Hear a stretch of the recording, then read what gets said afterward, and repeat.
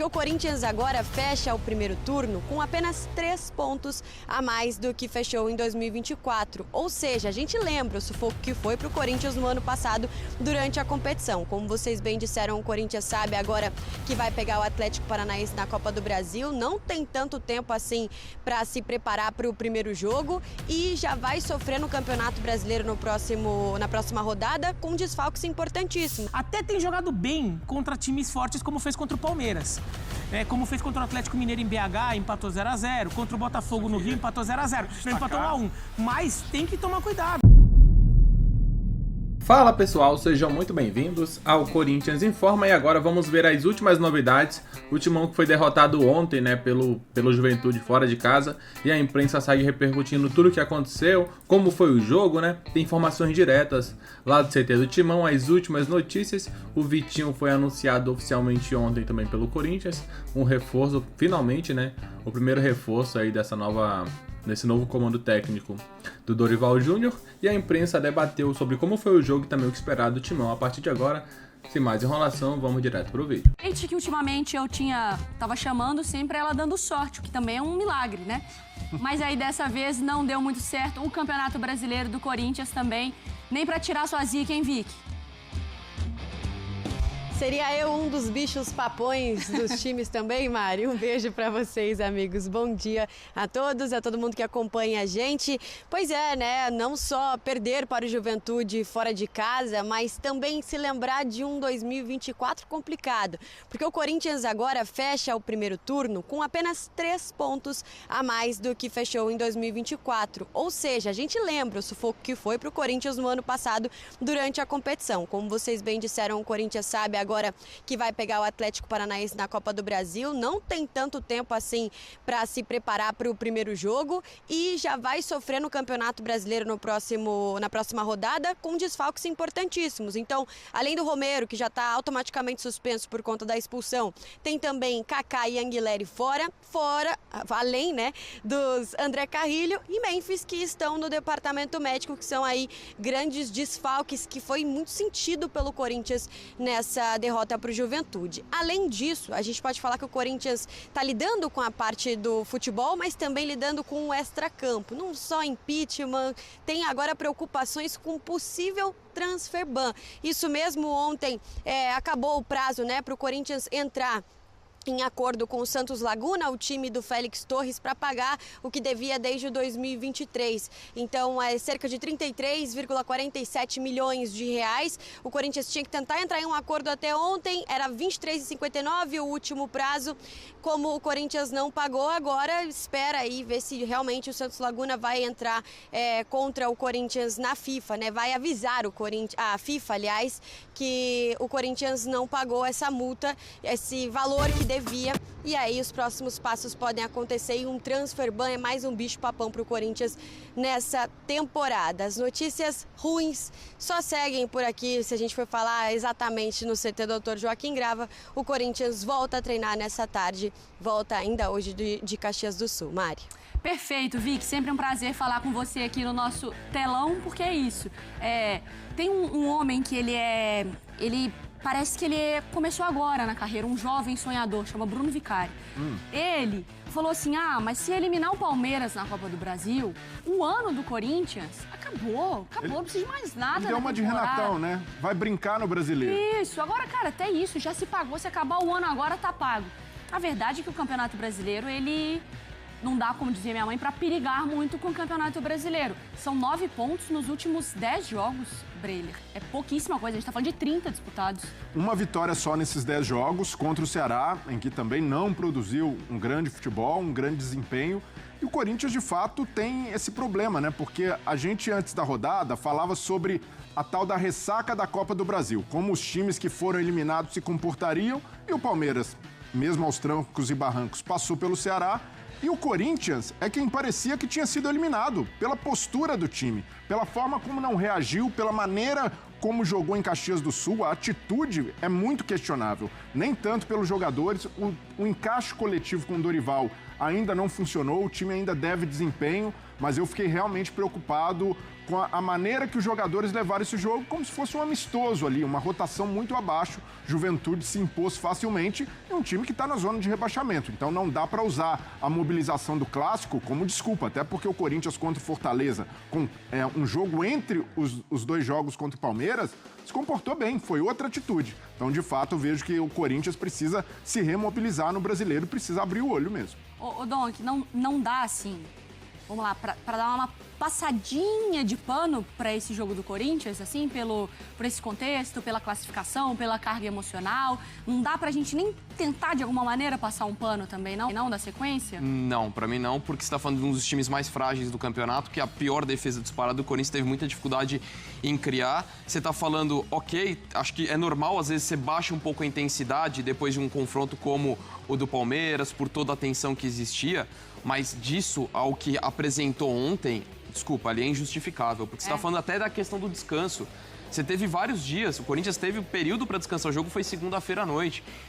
Perdeu o Memphis, perdeu o Carrilho, mas ainda assim o resto era do time titular. E a gente fala de um elenco, um dos mais caros, mas que se sai dos 11 titulares, cai muito. Então, assim, você tem um erro de planejamento da montagem do elenco, a postura, e isso oscila muito. Às vezes o Corinthians tem vários jogos, até mesmo em clássico contra o São Paulo, por exemplo, em que a atitude cai muito, e ontem foi determinante, muito espaçado o time diante de um organizado Juventude que fez por merecer a vitória.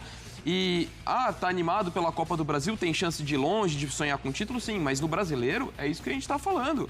Só venceu o Ceará jogando mal, uma atuação fraquíssima, de um time que não parece evoluir dentro do Campeonato Brasileiro, e por pontos perdidos, se a gente olhar por pontos perdidos, é o primeiro fora da zona de rebaixamento. 22 pontos, num turno, se a gente somar, dá aos 44, que não dá aos 45, se a gente garante mantiver nada, né? Porque garante a permanência. Então, assim, a situação não acho que é desesperadora, acho que o Corinthians tem time para não correr riscos, mas o alerta tá ligado. Tem que jogar mais bola para evitar qualquer risco. Pensar em Libertadores via Brasileiro, acho que já tá bastante complicado. Elenco, ainda mais com os desfalques, é um problema, mas não serve de desculpa contra a Juventude.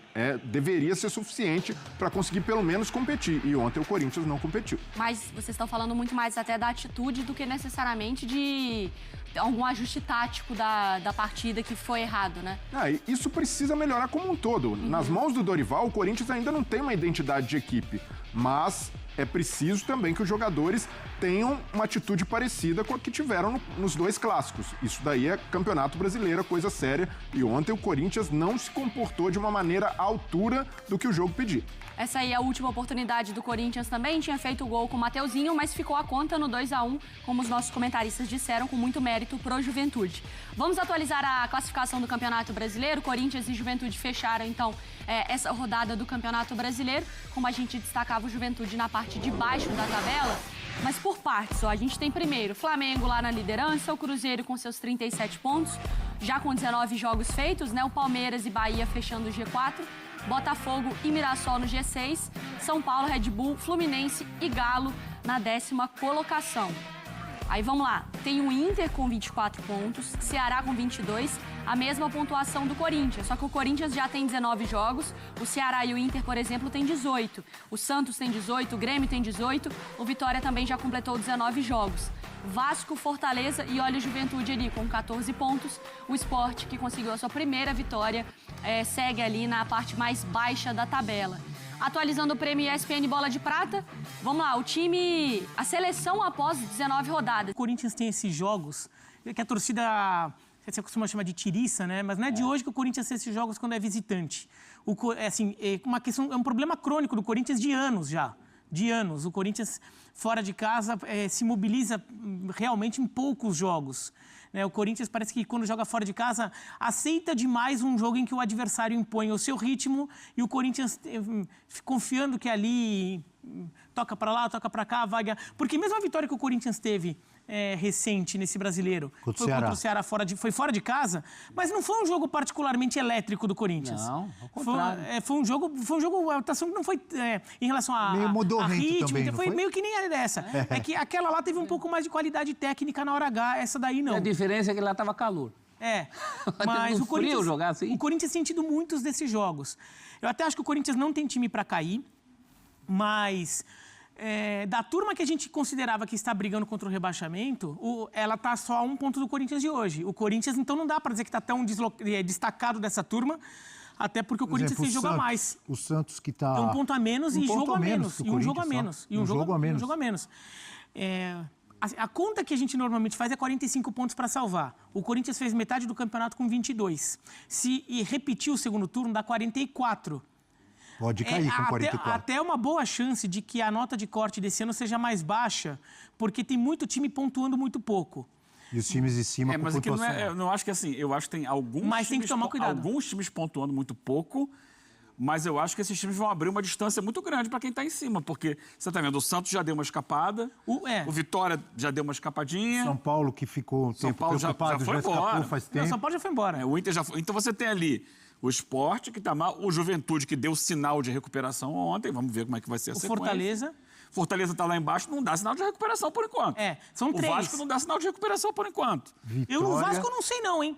O Vasco não sei não. Agora tem Vitória, Santos e Grêmio. Vasco, Vitória, Santos, Grêmio e o Corinthians, depois dessa sequência ruim, ele tá ali no bolo agora. E Abel, eu até fui olhar a tabela direitinho porque era uma coisa que eu tinha mais de sensação. Dos 7 times que estão abaixo do Corinthians na classificação, o Corinthians jogou contra 5 deles em casa no primeiro turno. O Sport, o Vitória, o Fortaleza, o Santos e o Vasco.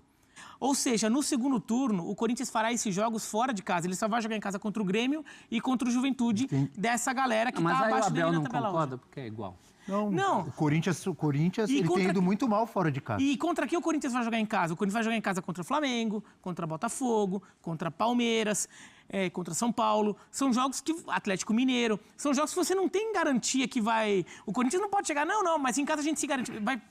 Vão ser jogos pesados em casa no segundo turno.